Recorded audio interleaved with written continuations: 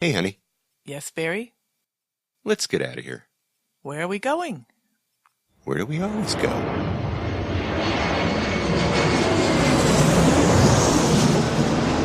Fascina el viento, este ritmo de palmas, sin mi naturaleza, hasta encontrar la playa. Por eso grito al mundo, yo soy de Puerto Vallarta. Samba de Puerto Vallarta, noche de arrullo en el mar. Samba de Puerto Vallarta. Hello, fellow travelers, and welcome to this episode of the Puerto Vallarta Travel Show. I am your host, Barry Kessler, and I'm just so happy to be introducing you to my favorite vacation destination in the entire world. Maybe it's even yours, and that's Puerto Vallarta, Mexico. That music you're listening to is performed by Alberto Perez, and Alberto is the owner of the Lapa Lapa group of restaurants. Those are the Lapa Lapa, the El Dorado restaurant, and at night for dinner, the El Dorado transforms into the ever-so-romantic Vista Grill with dramatic views of the Los Muertos Pier, all lit up at night in beautiful colors. And of course, at Lapa Lapa, you can enjoy that same view of the Los Muertos Pier all day long for breakfast, lunch, or dinner, seated with your toes in the sand right at the water's edge. It's so romantic.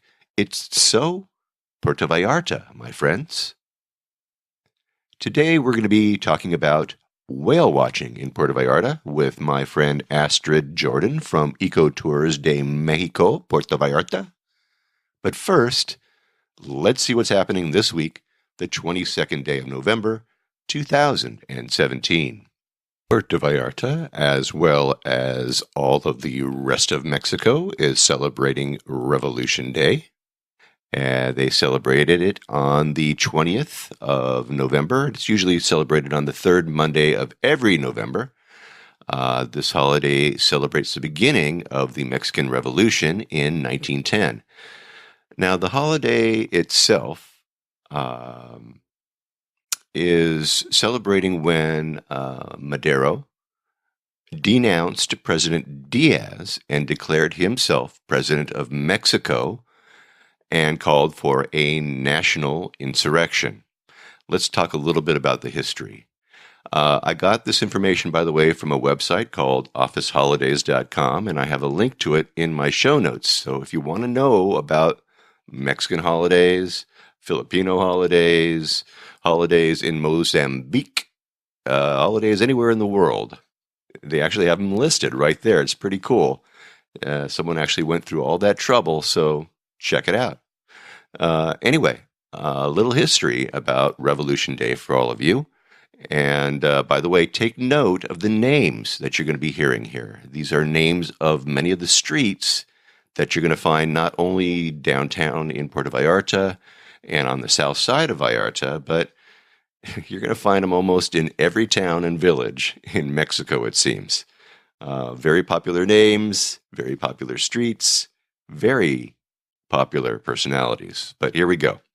So, for most of Mexico's developing history, a small minority of people were in control of most of the country's power and wealth, while the majority of the population worked in poverty. Go figure. I mean, that doesn't happen in the real life, does it? Anyway, as the rift between the poor and the rich grew under the leadership of President General Porfirio Diaz, who was the hero of the Battle of Pueblo, the holiday which is celebrated in Cinco de Mayo, if you remember.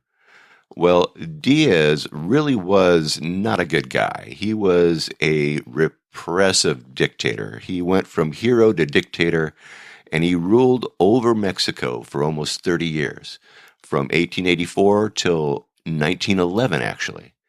And during that time, the poor were brutally treated. Opposition of Diaz did surface when Francisco I. Madero, educated in Europe and, strangely enough, at the University of California. The dude went to Cal Berkeley. Go figure. Eh, these rebels, they come from everywhere, even California. Anyway, Madero led a series of strikes throughout Mexico, and Diaz was then pressured into holding an election in 1910 in which Madero was able to gather a significant number of the votes. And although Diaz was at one time a strong supporter of one term limit, he seemed to have changed his mind again and had Madero imprisoned, feeling that the people of Mexico just were not ready for democracy just yet. Now, once Madero was released from prison, he continued his battle against Diaz in an attempt to have him overthrown. During this time, there were several other Mexican folk heroes beginning to emerge, including the well-known Pancho Villa in the north and the peasant Emiliano Zapata in the south. And they were basically harassing the Mexican army and finally were able to wrest control of their respective regions. Diaz was unable to control the spread of the insurgents and resigned finally in May of 1911 with the signing of the Treaty of Ciudad Juarez, after which he fled to France. Now, Madero then was elected president, but he was opposed by Emiliano Zapata, who really didn't have the time or the patience for the orderly implementation of Madero's planned land reforms. So in November of 1911, Zapata denounced Madero as president and took the position for himself. He controlled the state of Morelos, where he chased out the estate owners, divided their lands, and gave it all to the peasants. Later, in 1919, Zapata was assassinated by Jesus Guajardo, who was acting under the orders from General Pablo Gonzalez. But, hey, that's another story. Unfortunately, during this time, the country split into many different factions, and bands of guerrillas roamed across the country, destroying and burning down many large haciendas and ranchos. It was not a good time. Madero was later taken prisoner and executed, and the entire country was thrown into a state of disorder for several years. And in the meantime, Pancho Villa was rampaging through the north, and different factions fought for presidential control. Eventually, Venustiano Carranza rose to the presidency and organized an important convention whose outcome was the Constitution of 1917, which still is in effect today. Carranza made land reform an important part of the Constitution, which resulted in the Ejido, or the Farm Cooperative Program, that redistributed much of the country's land from wealthy landholders to the peasants. The Ejidos are still in place today, as we know, and they comprise nearly half of all the farmland in Mexico, as well as much of the land that surrounds the Puerto Vallarta area, as we've talked about. So, how do they celebrate Revolution Day in Puerto Vallarta, you might ask? Well, they close all the schools and they make it a holiday, of course, with parades, including military processions. There's school children marching with their classmates, social clubs. Everyone gets in the action. So if you ever find yourself in Vallarta this time of year, hey, just another holiday to celebrate. That's all. Now, speaking of holidays and celebrations, coming up next week, we're going to be talking about the upcoming 13-day pilgrimage to Our Lady of Guadalupe Cathedral. Traditionally, it's a 12-day event, but in Vallarta, they do 13. So stay tuned for that. And if you're in town, the pilgrimage begins on November the 30th in Puerto Vallarta. Traditionally, it starts on December the 1st, and it extends then till December the 12th. So stay tuned. We're going to talk about that next week. I was checking my Twitter feed the other day, and I saw that I missed a few tweets from listeners David and Lucia Garcia, and they are from Miami, Florida. They were visiting Vallarta with their 2 young daughters, and so I'm going to be sending them a microphone, and we're going to be listening about their adventures in paradise with their kids. Something I haven't done yet. So I know that there are a lot of you families there, a lot of you listeners have families, and you come and you take them to paradise on vacation with you. So looking at their photos, I'm looking at them. They did a lot of good stuff there. They had a great time, I'm pretty sure. So we're going to hear from them in a week or so. And thanks, David and Lucia, for agreeing to come on the show and share with our listeners your experiences in paradise with your kids. It's Thanksgiving time, and if you happen to find yourself in Puerto Vallarta for Thanksgiving, you will not have any problem finding your traditional turkey dinner with all the fixings. There are restaurants all over town, and they are making the traditional turkey dinner. They're happy to accommodate all you tourists, all you expats who are craving the carved bird with all the tastes of home. So you can get that there if you want. Of course, if you have to have that American grub, you're going to have it. And anyway, I'm going to be sticking to the regular menu. Thank you very much. I can get turkey anytime. JR has told me that he has revitalized his happy hour board on his website. So have a look at that. Click on the link in my show notes for it and get really happy. Really, really, really happy. You go to vallartainfo.com /HHB, which is the happy hour board. Now, last week we talked about Skip's questions about buses, and I wanted to get to his other questions too. So I asked JR for a little help for some of these questions, and here goes. Skip writes, I have been to Rhythms of the Night in Las Caletas. I see from a map that this is in the Yalapa Las Animas beach area. Yes, it is. Is this a private property, or can a person take a panga there as well? And JR answers this. He says, officially, every beach is public up to 50 meters from high water, but Las Caletas is controlled by Vallarta Adventures. All the infrastructure is theirs. So if you kayak in or take a boat or whatever it is, there will be no bathrooms for you. So just keep that in mind, Skip, that you can go to Las Caletas. You are allowed 50 meters up from the high tide mark. But if you want to use their facilities, no go, man. You cannot do it. Now, Skip also writes, I love to hike, and my brother-in-law and I will be doing the Boca de Tematlan Las Animas hike that you video archived. Can a person hike to Las Caletas or Yalapa from that Boca to Las Animas trail? Man, you really want to get to Yalapa and Las Caletas, don't you? All right. Anyway, JR answers. He says, well, Archie, John Huston's chef, lived in Camixto, and I think sometimes he hiked a trail west to Caletas, but he probably took a panga, is what he said. Now, Skip, there's a trail that goes from Las Animas to Playa Camixto. It's a good trail. It's an easy trail. It'll take you another hour or so.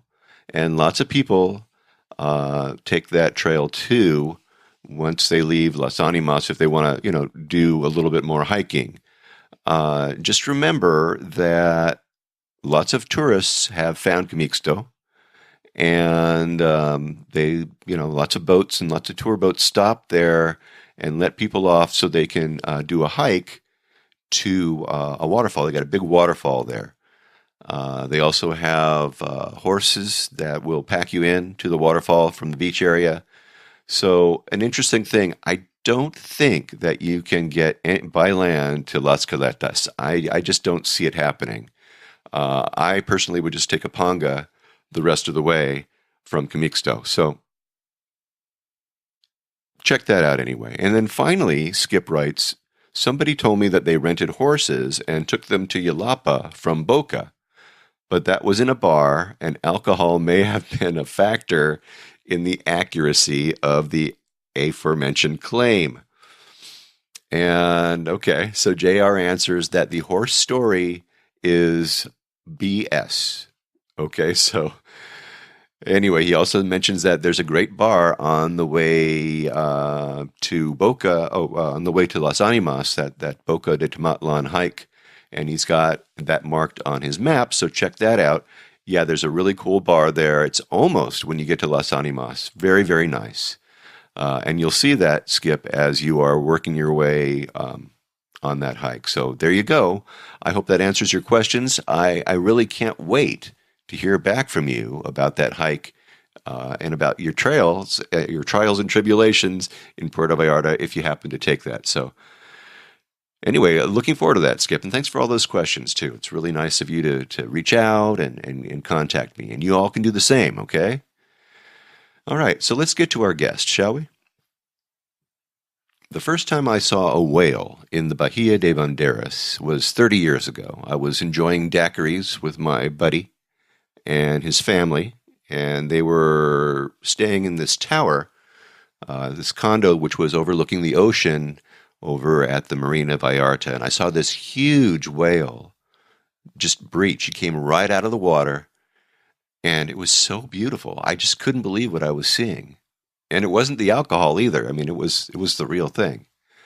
I don't know if you remember my friend Eduardo Solarzano.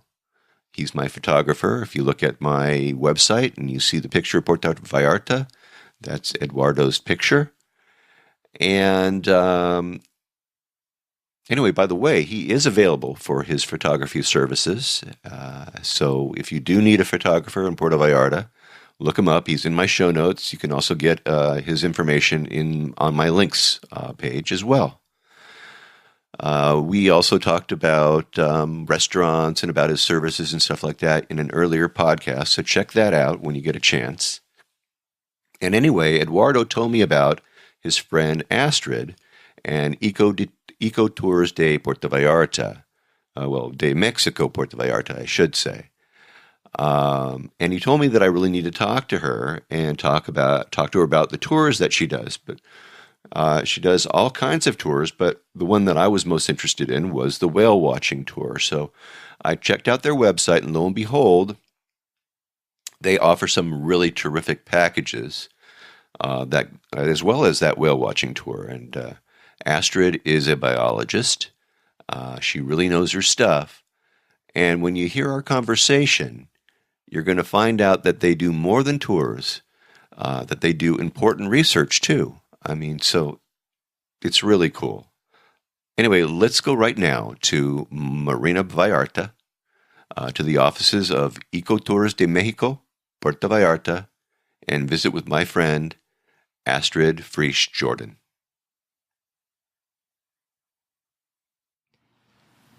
Hi, Astrid. Thank you very much for inviting me into Ecotours de Mexico. Thank you, Barry. Very glad to be with you and your audience. Can you, before we get into Ecotours, could you tell us a little bit about yourself? What was your path to Puerto Vallarta? Well, I'm a biologist, original from Mexico City.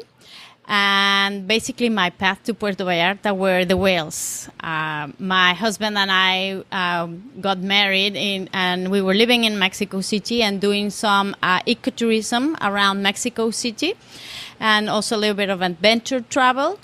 And one of the things we did was coming to see the whales here in the winter when nobody came and nobody believed us that there were whales here in Banderas Bay. So one day with the trip, I just told him, I could live here. And he said, this is a great idea. So 6 months later, here we were out from starting all over again, just because of the whales. Wow. And so how long ago was that? That was in 96, so 21 years ago. 21 years. Okay, cool. Well, fantastic. tell us a little bit about, you're a marine biologist. Is your husband also a biologist? My husband is not a biologist. He's more into the tourism part of the business, and then he did a master's on sustainable development. So it's kind of like work out nicely also for the business. Yeah, kind of hand in glove there. That's very good. All right, so you obviously then you work together. Yes, we do. Fantastic. All right, so tell us a little bit about Ecotours and what kind of tours you offer. What do you do? Well, basically, we are like a family-owned company, and we care a lot about our tourists, and we also care a lot about people learning besides just having fun. So learning can also be fun, and we think people will care what they know. So basically, we run small tours with very high qualified guides that care also for nature. And basically, the idea is we have tours from whale watching, which of course is the top star coming for this winter season. We also have dolphins in the wild, sea turtles, bird watching, snorkeling, kayak.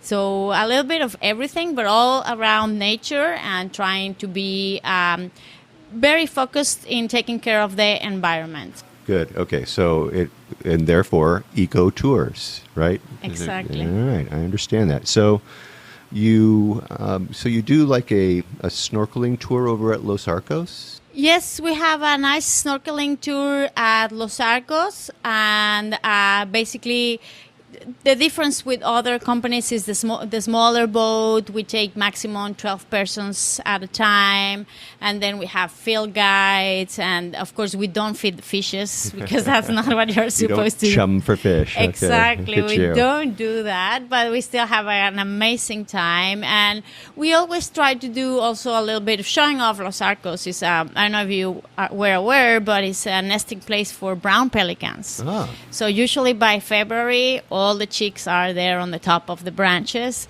So there's a lot to see. It's not just getting there, jump into the water, but there's little details around this great national park, which is amazing to visit. We also have other snorkeling. We do also go to the National Park of the Marietas that now is so popular and famous. Yeah. And besides, everybody's always looking for the hidden beach, but there's really a lot more to see than the hidden beach. Right. That's the big deal. Everybody wants to go see the hidden beach, and I understand it was overcrowded. They had to stop that for a while, didn't they? They stopped it for a while, and the good thing is that it made all the tour operators get organized, and now working hand by hand with the national park system, there's a very strict system, and very few persons can go in at a time. Okay. So nobody can guarantee you that they can take you into the hidden beach, but they can take you to the islands. And we are also given, the beach is closed on Tuesdays. Mm-hmm. And the whole park is closed on Mondays. So we're also giving the park a break. Yeah. Okay. You got to get out your calendar before you get out there, don't you? Exactly. Wow. That happens when you become famous. Uh-huh. So, but besides the hidden beach, there's, I don't know if you were aware, but we have the blue-footed boobies. People go to Galapagos to see the blue-footed booby birds. And we have them right here at the islands, really. So it's like a tiny Galapagos Islands. We have the magnificent frigate birds, we have the brown boobies, and we have the blue-footed boobies.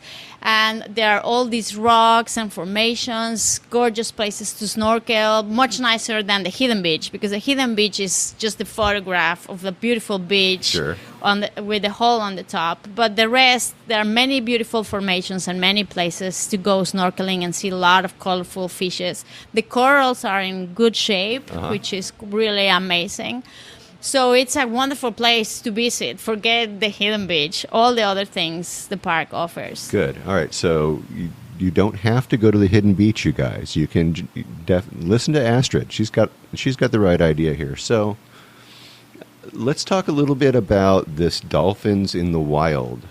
What's with that? Well, the idea is, of course, we believe dolphins belong in the wild. Of course. Not in captivity. Get them out of marine land. Exactly. Break them out. Exactly. Yeah. So, and we have a group of bottlenose dolphins that are residents to the bay.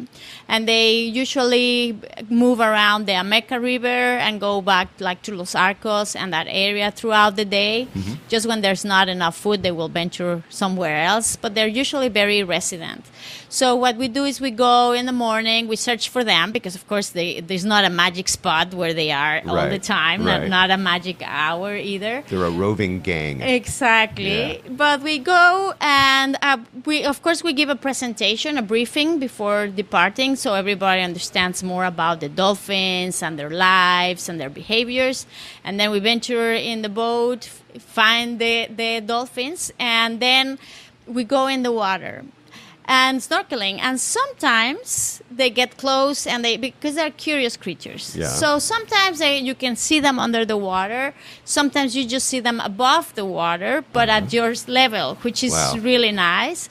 And sometimes you just listen to them, but just is probably not the right word because listening to them, knowing they are around, but you cannot see them, it's also a very special activity. So it's not that you're going to pet them, touch them, get your picture. Okay. It's because not I thought that was dolphin. kind of dangerous, hanging out with dolphins, isn't it? It can be, but that's why our guides are experts. And if we see them that they're fighting or very sexual, you don't get on the water. Got it, yeah. But most of the time, even if they're feeding very busy, they won't care about you. Okay. So, and they're kind of used to, there are a lot of boats in the area, so they're also a little bit used to having boats and people around.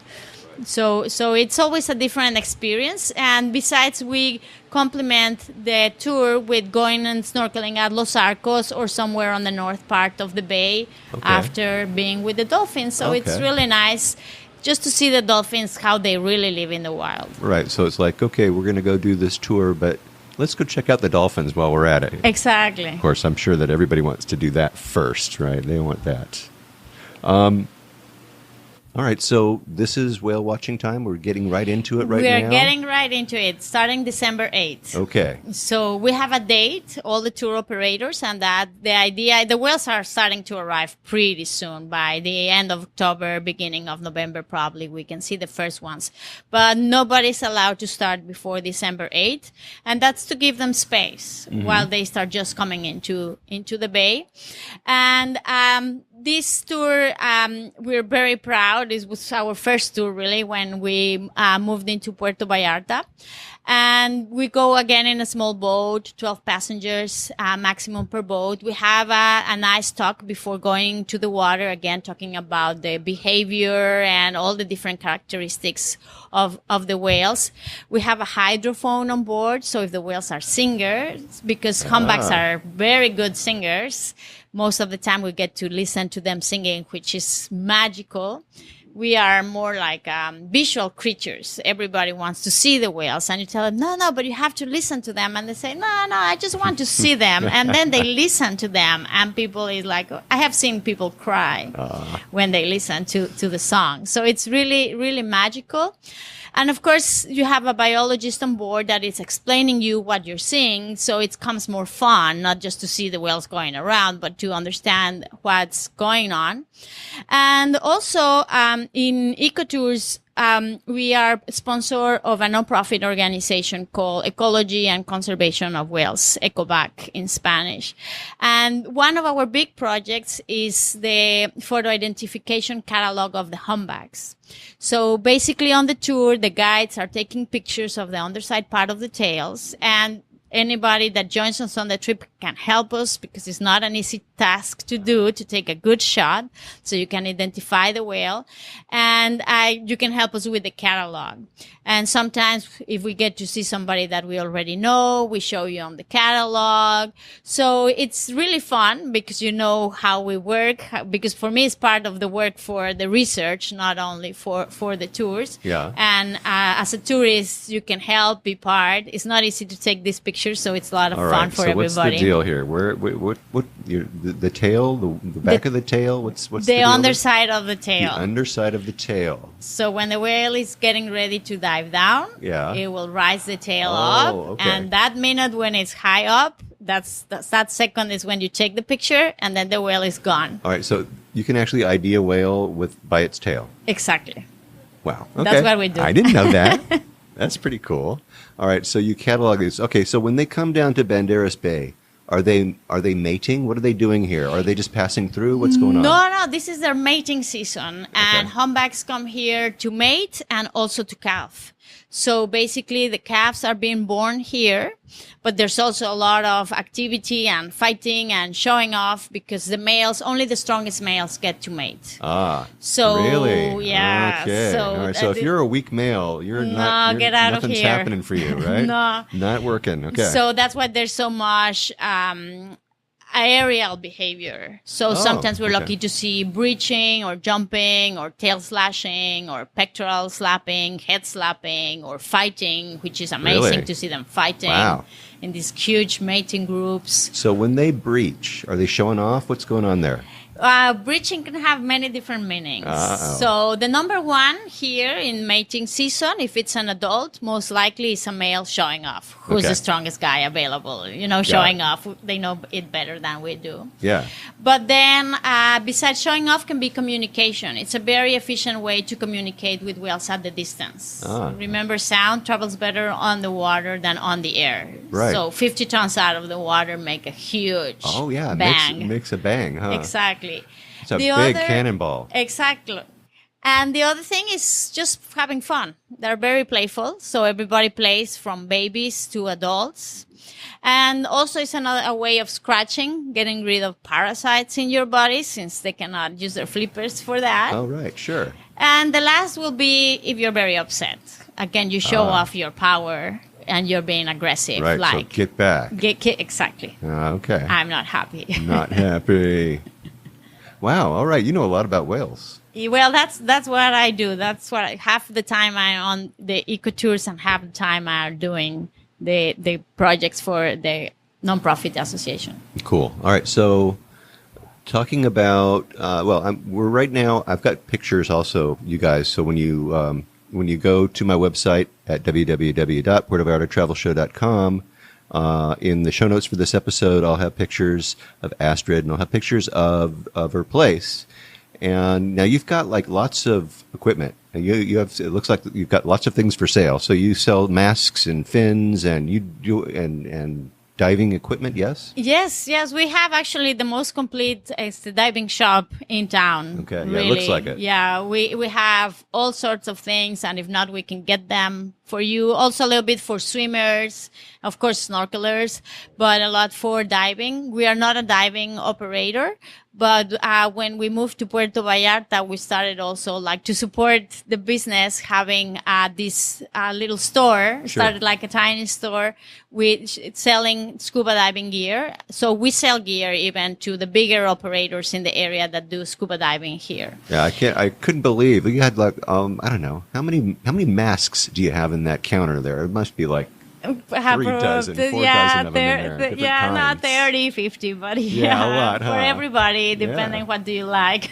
Yeah, because that's crazy. So, speaking of masks, they got this new super duper mask. Have you seen this mask that everybody can wear now, and it's kind of like Getting all your covers your face. face. Yes, I have. We have it here. You do? If you like it, it's not my kind of favorite mask. Okay. I like more the other ones. Well, but you don't have a mustache, so no, bueno, know. you got a point. Yeah, But okay. we have them here for sale too. yeah. All right. Yeah, she's very pretty. She doesn't have a mustache, you guys. Thank goodness. Yeah, thank goodness is right. All right, so let's see. What now? Do you give diving lessons? I didn't see any Patty things going on here. No, we don't give diving lessons, but we can definitely, if you come and visit the shop and you need some gear or advice of who can give you the diving lesson, where to go, or if you want to go diving, definitely we can help you booking a trip or booking your lessons, because since we know everybody in the business, we have many options to offer you about that. Okay, good. And we'll also show you where to find Astrid and where to find this beautiful place. Now, let's talk a little bit about, well, What else am I missing? Did I miss any tours? Well, we miss the turtle camp. Okay, let's talk about turtles. So we have the turtles right now. It actually starts in the summer. It's all through the rainy season, basically. It starts around July, August, and we finish usually on December. And probably you have seen there's a lot of releasing hatchlings in many different hotels. But we started this tour before all of this was going on. And we decided to keep doing it, but of course we had to add some bonus, something different. So we go and visit the Estero del Salado. I don't know if you know this beautiful estuary we have in the middle of the city, right by the marina. No. We have a beautiful marsh or estuary in the marina area, and is surrounded by the city now. It's our last estuary in Puerto Vallarta. Wow. So we are working very hard to protect it. And part of doing it is receiving visitors, because they need money now to maintain it. Since we have strangled it so much, we need to do some housekeeping to keep it in good shape. It's one of the last places for crocodiles to be at peace and put their nests. It's a great place for birds that come in the winter and nest there. So a lot of creatures live there. So we do a little bit of visits, see the crocs, see the estuary that is so important for our oceans. And then we also have a nice lecture about sea turtles, and then we go to the north part of the bay to do the release of the little hatchlings, and we do some activities on the beach also, so you can do a little bit of the work that the people at the turtle camp have to do and see how fun and difficult it can be. Yeah, get their hands dirty a little bit. Exactly, get your hands sandy. Sandy, that's what I meant. And we also, the other tour we have is birds. Birding is one of our biggest trips too. We have many birds, around 360 different species around Banderas Bay. Wow. So we have a lot of avid birders that come to the bay, or even if you're new. Do you get a boatload of birders? Yes. You do? Yeah. Do they all have, do they bring their own binoculars, or do you give them, or? Most of them will bring, if they are into birding, they have their own binoculars. But we have always binoculars to lend. So if you want to see if you like it, if you want to get hooked of that or not, we have binoculars, and our guides are spectacular, and they can show you where the birds are. And then once you get started, you get hooked. Wow. It's really nice. And we keep opening new places because we have a lot of birders that come back. So they want to go somewhere new. Right. And see one new bird to add to the list. To add to the list. Exactly. How cool is that? Wow. Yeah. All right, you guys. So all you birders out there, come on. And for birders and not birders, we just opened a new tour that is to support the military macaws. And it's really beautiful because you will see the macaws. So macaws, they are fantastic. You see them on the wild, so you don't need to be birder to want to see the macaws. We travel to the forest close to El Tuito area, so we go to the pine and oak forest. It's a magnificent project because we have to put nests for the macaws because they are not big enough trees anymore because of poaching. Interesting. And macaws are very endangered. So this project is working phenomenal. We're putting these wooden, huge, like almost 2-meter high state nests on top of the trees. It's quite an adventure just to get the nests. We put our own Ecotours nest just a few months ago, and there's already a couple that decided that was going to be their apartment for this nesting season. So it's a very nice trip if you're not so much into birding, but you want to see the macaws, support a project that is run by the local community. So that's what's really neat, is a local family in the Ejido that decided to start this project and have a little bit of walk and views. And it's also a nice tour we are offering this year. That's cool. So it's down in El Tuito? It's nearby El Tuito. And so do you get everybody in a van and take them down there, or how does that done? Yeah, exactly. We get everybody on the van, drive there. Then we have a little bit of a morning Mexican style breakfast with the lady of the mother of the family, and then we venture a little bit more into this ejido. And there's a little bit of dirty road involved, of course, into this oak and pine forest. And then we walk in the forest, and we have binoculars for everybody, and we look for the macaws. Most of the time you hear them first because they are quite noisy. Yeah. And there are some nice views because we are at higher altitude. So we also get some nice views, see other birds also. And then we have a little bit of a lunch and return back. That sounds like a great tour. Yeah, it's really nice. And if you're one of those people that come back to Puerto Vallarta for the winter, I will definitely recommend it because you will be supporting this project, which is very important, and it's really beautiful. You'll have a very good time. Cool. Wow. You guys have some really, that's a big surprise. You've got some great things going on here. Yeah, thank you. Yes. Okay. So, all right, let's move on from that. We're going to come back and hear a little bit more about how to find you and all that other good stuff. But before that, I'm going to ask you some stuff that I ask everybody else.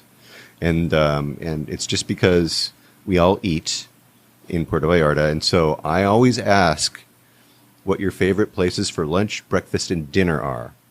You don't have to do it in that order. You can start with breakfast and go to lunch and then dinner. That's hard. I know, because remember, people that are your friends are going to be listening to you, and some of them might even have, a restaurant, so you might tick them off. But okay, let's start with the dinner. All right, let's start with dinner.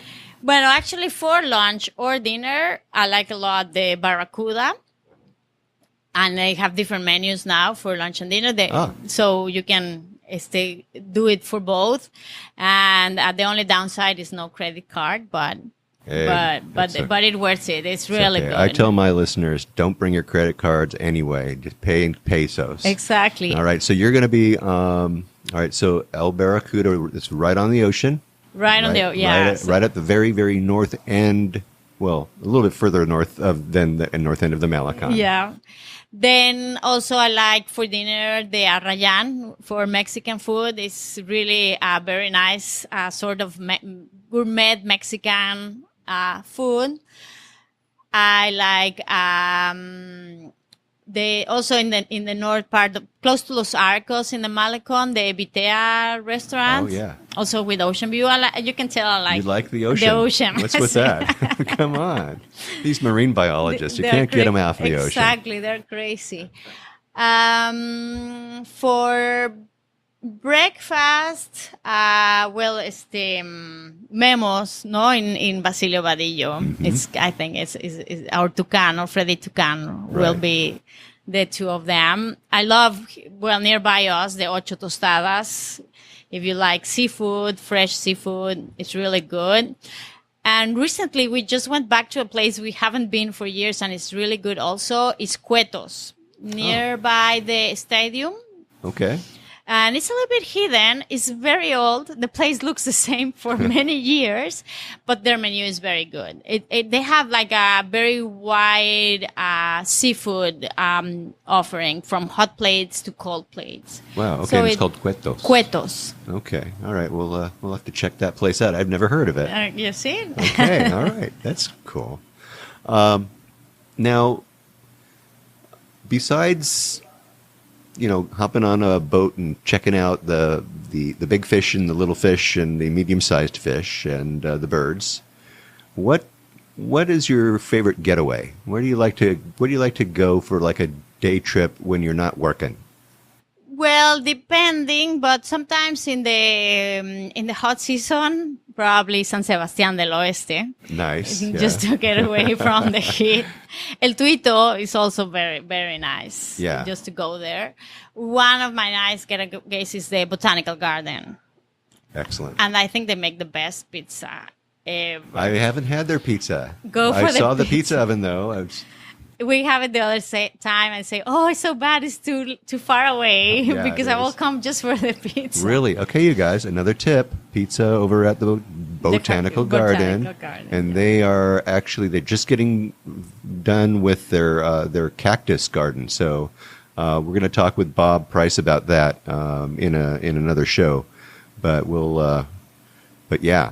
Okay. Yeah. Pizza at the Botanical Garden. That'll be something else. And La Cruz de Guanacaste, I think it's a very charming little town to go and get away a little bit from the buzz of Puerto Vallarta and just get it to a little bit more quiet place. Yeah, and it's not too far away. It's just a little bit past Bucerias. Exactly. Yeah, just 45 minutes the most. Yeah. All right, cool. I like that. Okay, I like all those places. We're all going. Let's see. Is there anything you want to add? This is something that I missed. Well, something that we are very proud that we do is that in Puerto Vallarta and Banderas Bay, we started the network for rescuing the whales that get entangled in fishing gear. And this started in 2004. And with just a crew of crazy people, including the Navy, whale-watching tour operators, the Instituto Tecnológico de Bahia de Banderas, with the goodwill and knowing that we needed to help the whale. And of course, it's been a long run since then. We are trained now. We have the proper gear. We do a lot of practicing every year. And with the help of the International Whaling Commission and of the National Park System of Mexico, now we have 15 teams spread over the Pacific coast of Mexico and the Baja California Peninsula. Wow. 180 trained members, which is a lot. Crazy. It's really amazing. And we do very good work. And we've been rescuing whales, but we're also working on the data because we want to prevent the problem, not just to be rescuing whales all over the place. And, well, my husband and I run the national coordination as part of the nonprofit organization. But we're very proud that it started in Puerto Vallarta and set the example for the rest. And just probably next month we will start practicing because the whales are around the corner. Yeah. So we need to be ready. So it's something really nice. We don't make a lot of publicity about when we rescue the whales because you cannot be successful all the time. And it's a lot of pressure if you get out into the media. Sure. So we keep it kind of like in the low key, but it's an amazing thing. In Mexico, since we have the Raven, that's the way we call the network, we have attended over 80 cases. Wow. Wow, that's a lot. It's a lot, yeah. Mostly humpbacks, which is the one that visits most Mexico. Right. Those are the ones that are here. Well, that's fantastic what you do. Yeah. Okay, well, you just got done telling a whole bunch of people that. So there. All right, so support that, you guys. That's really cool. How do they support the nonprofit? Well, we have a website, www.ecobac.org. Okay. And from there, you can go to our donation and you can go right there to the donation page. But it's not only about money. Sometimes we need things like rescuing whales is very expensive. So sometimes we need buoys, ropes. So sometimes we need people to help us like give out flyers at the marinas. So there's a lot to do besides just giving money. Well, it's never just giving money. Yeah. Money is very important. But there are many ways you can help us with things or with money or time. Okay, good. And I'll have the link to that in the show notes to this episode as well. And talking about that, let's talk about how people can find you. Where are you located? Well, we are located in Marina Vallarta, where the whale is welcoming everybody into Puerto Vallarta. It's the main street, Proa, and it's the street that takes you to the pier to download the boat. So it's very easy. It's the street of Proa, and almost at the end of the street, on the right-hand side, you will find a whale. So it's not easy to skip. We're close to the Ocho Tostadas, and the Coleguita is the restaurant. And so it's easy in the marina, open every day of the week from Monday to Sunday. We have full schedule Monday to Friday from 9 in the morning to 7 p.m. And then Saturday from 9 to 5 and Sunday to 10 to 2 o'clock. Okay. And then how will they find you on the web? Again, www.ecotours, like in English, ECOTOURS Vallarta, VALLARTA.com. Okay. All right. So do you have a Facebook page too? Yes, our Facebook is Ecotours Vallarta. Ecotours Vallarta on Facebook. All right. Any other fancy things like Instagram? Yeah, or... we're getting started with Yeah, Instagram, okay. so you can find us in Okay. Instagram too. I'm going to have all those links in the show notes to this episode of the Puerto Vallarta Travel Show.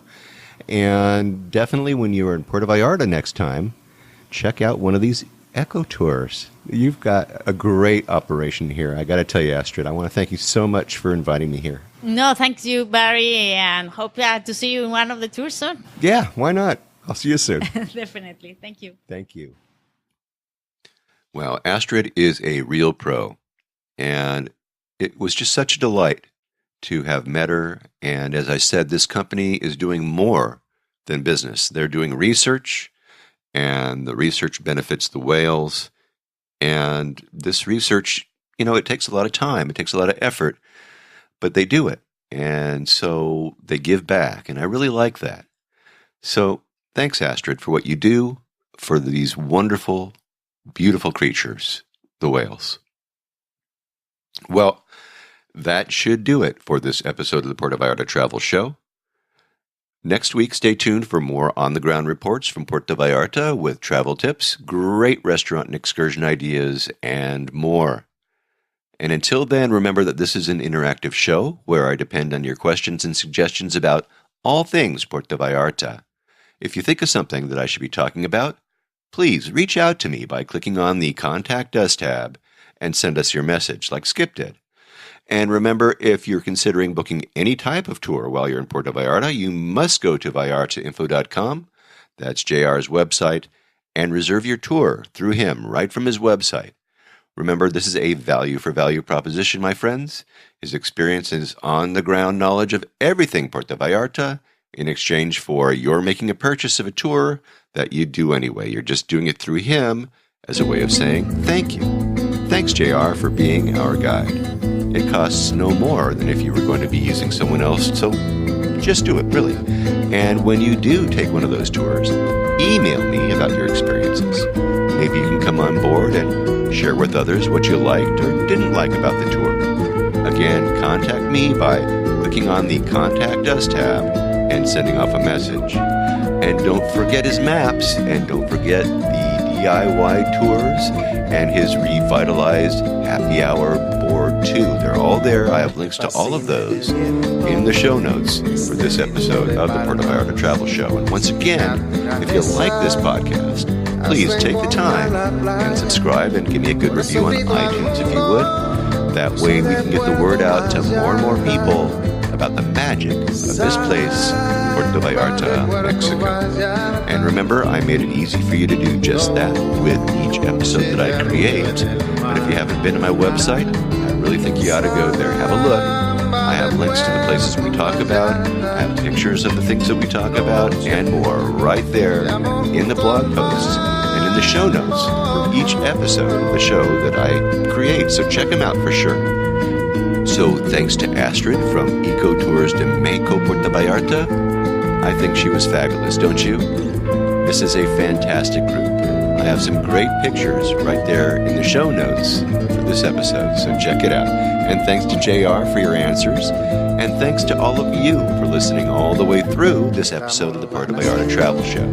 This is Barry Kessler signing off with a wish for all of you to slow down, be kind, and live the Vallarta lifestyle.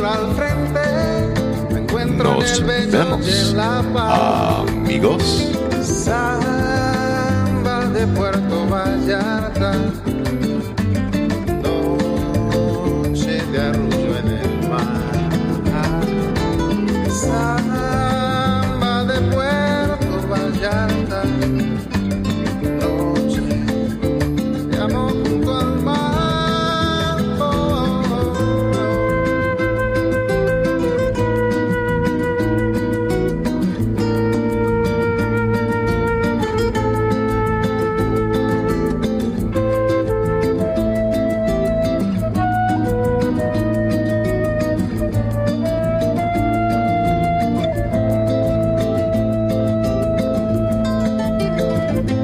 Solo camino, perno por la playa, me encuentro junto al río, cuando todo está en calma, pronto cae la noche, me brilla Puerto Vallarta.